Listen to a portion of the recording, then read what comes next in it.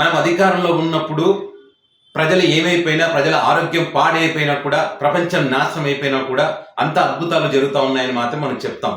మనకి ఇష్టం లేనటువంటి వ్యక్తులు అధికారంలో ఉన్నప్పుడు ప్రజలు నిజంగానే బాగున్నప్పటికీ కూడా ప్రజల జీవితాన్ని నాశనం చేస్తున్నటువంటి ప్రభుత్వాలని చెప్పి కామెంట్లు చేస్తాం. ఇప్పుడు ఏదైతే టీడీపీ పార్టీ 3 రోజుల కార్యక్రమం మహానాడు నిర్వహిస్తా ఉందో, ఈ మహానాడు కార్యక్రమానికి సంబంధించి పిఏవి ప్రజా ఆరోగ్య వేదిక హెచ్చరికలు జారీ చేస్తా ఉంది.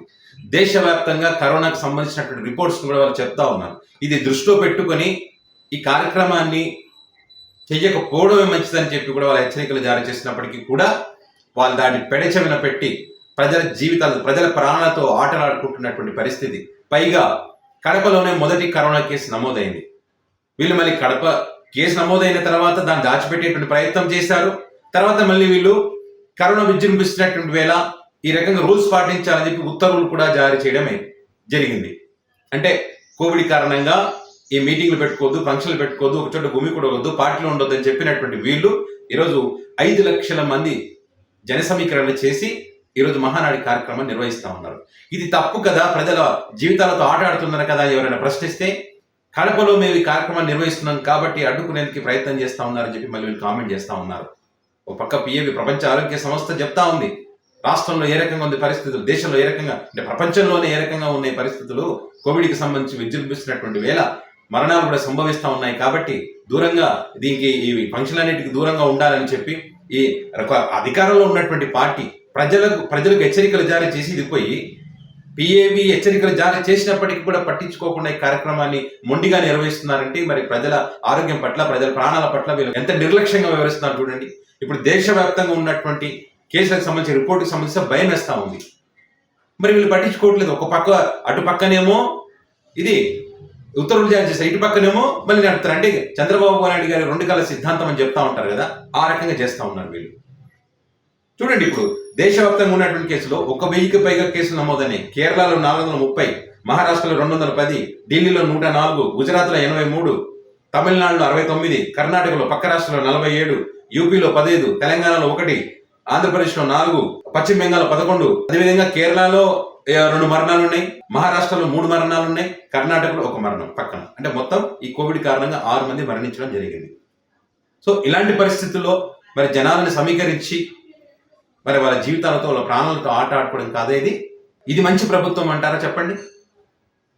వీళ్ళ స్వార్థం కోసం వీళ్ళు అనుకున్నది సాధించాలని చెప్పి ఈ రకంగా ప్రవర్తిస్తా ఉన్నారు. ఇంత చెప్పినా కూడా జరుపుతున్నారంటే వీళ్ళు ఏమంటారు? వీళ్ళు ఈ రకంగా జరపడం వల్ల ఇది మహానాడు కాదు, కోవిడ్ నాడు అవుతుంది. మరి ఇక్కడికి వచ్చిన వాళ్ళకి కోవిడ్ కనుక ఎవరికైనా ఉంటే వారి నుంచి వేరే వాళ్ళ నుంచి ఇంకొకరు వేరే వాళ్ళకు అది విజృంభించేటువంటి, వ్యాప్తి చెందేటువంటి అవకాశం ఉండదా? ఖచ్చితంగా ఉంటుంది కదా. మరి దాని గురించి ఏమైనా వీళ్ళు ఆలోచిస్తారా? పోనీ మరి అక్కడ సభా వేదిక దగ్గర వీటికి సంబంధించినటువంటి రూల్స్ కానీ, మాస్కులు కానీ, మరి చేతులు శుభ్రం చేసుకోవడం కానీ ఇట్లాంటివి ఏమైనా, అసలు సభ జరపడమే తప్పు, జరుపుతున్నారు ఆ సూచనలు కానీ అవి కానీ ఏమైనా ఉన్నాయా? అది కూడా లేదు. ఇప్పుడు ఎవరైనా ఢిల్లీ నుంచి వచ్చే వాళ్ళు ఉంటారు, ఈ కార్యక్రమానికి సంబంధించి ఎవరైనా ఢిల్లీ నుంచి, లేదా పక్క రాష్ట్ర కర్ణాటక నుంచి, లేదా ఇంకో చోటు నుంచి ఇక్కడికి వస్తారు. వచ్చినప్పుడు ఏం పరిస్థితి? పైగా బాధ్యత కలిగినటువంటి హోమ్ మినిస్టర్ బంగారుపూడి అనిత గారు ఏమంటారంటే, కడపలో ఈ కార్యక్రమం చేయడం, మహానాడు చేయడం ఆ కిక్కే వేరంట. ఏంటి ఈ రకంగా చేయడం వేరా, కిక్కు వేరా? ఆ కిక్కు వేరా? ఎవరెవరికి ఏది తగలాలో అది తగులుతుందంట. మీరు ఇట్లనే చేస్తే కరోనా తగులుతుంది. ఏం తగులుతుంది? సంక్షేమం, అభివృద్ధి టీడీపీ యొక్క లక్ష్యం అంటున్నారు. గతంలో చేశారు కదా పుష్కరాలు, అప్పుడు కొంతమందిని లేపేశారు మీ నిర్లక్ష్యం కారణంగా.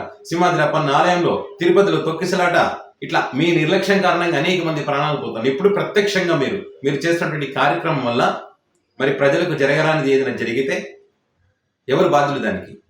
దీనికి ఆ కిక్కే వేరంటారా? ఏమంటారు చెప్పండి? బాధ్యత కలిగినటువంటి వ్యక్తులు ఇట్లా మాట్లాడుతూ ఉంటే, మరి ఒక పక్క పిఏవి చెప్తా ఉంది, ఒక్కొక్క ప్రపంచ ఆరోగ్య సంస్థ చెప్తా ఉంది విజృంభిస్తున్న కేసులు అని చెప్పి. ఒకవేళ జగన్మోహన్ రెడ్డి కనుక ఈ రకంగా ఏదైనా వేదిక ప్రజా ఇట్లా కార్యక్రమాలు, గుమికూడేటువంటి కార్యక్రమాలు చేసి ఉంటే ఖచ్చితంగా న్యాయస్థానానికి వెళ్ళి స్టే తీసుకొచ్చేటువంటి వాళ్ళు. వీళ్ళ పత్రికల్లో, వీళ్ళ ఛానల్లో అద్భుతంగా కథనాలు రాసేవాళ్ళు.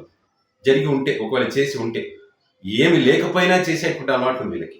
ఇది పార్టీలకు సంబంధించి కదా, ప్రజలకు సంబంధించినటువంటి అంశం కదా, ప్రజల ఆరోగ్యానికి సంబంధించి, ప్రజల ప్రాణాలకు సంబంధించినటువంటి అంశం కాబట్టి ఆలోచించాల్సినటువంటి అవసరం ఉంది. లేదా దీనిలో డబుల్ స్టాండ్ ఏంటి? ఇక్కడ ప్రజల కోసం సింగిల్ స్టాండే ఉండాలి, ప్రజల ఆరోగ్యం కోసం.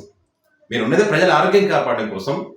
ప్రజల బాగోగులు చూడడం కోసం, ప్రజలకు మంచి పాలన అందించడం కోసం మిమ్మల్ని ఎన్నుకున్నారు ప్రజలు. చూడాలి వీళ్ళ నిర్లక్ష్యం కారణంగా ఇంత జరుగుతాం, ఎంతమంది హెచ్చరికలు చేసినా కూడా ఇది జరుగుతూ ఉన్నారు కదా. దీనివల్ల జరగరాని నష్టం ఏదైనా జరిగితే మాత్రం ఆ పాపం ఊరికి అయితే పోదు, దాని కర్మఫలం ఖచ్చితంగా గట్టిగానే అనుభవించి తీరుతారు.